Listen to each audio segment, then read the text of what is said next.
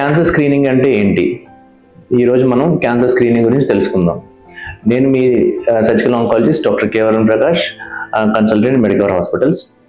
So normal వ్యక్తుల్లో cancer ఉందా లేదా అన్న సంగతి తెలుసుకోవడం కోసం చేసే క్యాన్సర్ పరీక్షల్ని క్యాన్సర్ స్క్రీనింగ్ టెస్ట్ అంటారు. అయితే ఈ క్యాన్సర్ స్క్రీనింగ్ టెస్టులు చేయడం వల్ల ఉపయోగం ఏంటి? ఈ స్క్రీనింగ్ టెస్టులు చేయించుకోవడం వల్ల ఓ పర్టికులర్ ఏజ్ దాటిన తర్వాత ఈ స్క్రీనింగ్ టెస్ట్ అనేవి మనం స్టార్ట్ చేయడం వల్ల మనం ఒకవేళ క్యాన్సర్ పర్సన్కి ఉంటే మనం దాన్ని ఎర్లీ స్టేజ్లో డయాగ్నోస్ చేయడానికి అవకాశం ఉంటుంది.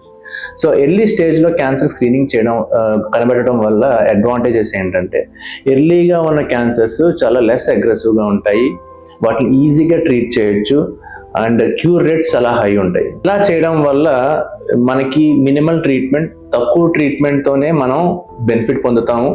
అగ్రెసివ్ ట్రీట్మెంట్స్ ఉండవు, లెస్ ట్రీట్మెంట్తోనే మనం క్యూర్ చేయొచ్చు క్యాన్సర్ని. ఇలా కాకుండా స్క్రీనింగ్ ద్వారా కాకుండా క్యాన్సర్ ముదిరి అది బయటపడినప్పుడు చేసినట్టయితే లేట్ స్టేజెస్లో మనం ఐడెంటిఫై చేయడం జరుగుతుంది. అలాంటప్పుడు అగ్రెసివ్ ట్రీట్మెంట్ చేయాల్సి ఉంటుంది. ఆ టైంలో అగ్రెసివ్గా ఉంటుంది ట్యూమర్, దానికి మనం అగ్రెసివ్ ట్రీట్మెంట్ చేయాలి. అగ్రెసివ్ ట్రీట్మెంట్లో కీమోథెరపీ, రేడియేషన్ థెరపీ, సర్జరీ అన్నీ చేయాల్సి ఉంటుంది. అండ్ సో క్యూర్ రేట్స్ చాలా తక్కువ ఉంటాయి. సో అందుకని చెప్పేసి క్యాన్సర్ స్క్రీనింగ్ చేయించుకోవడం అనేది చాలా ఇంపార్టెంట్.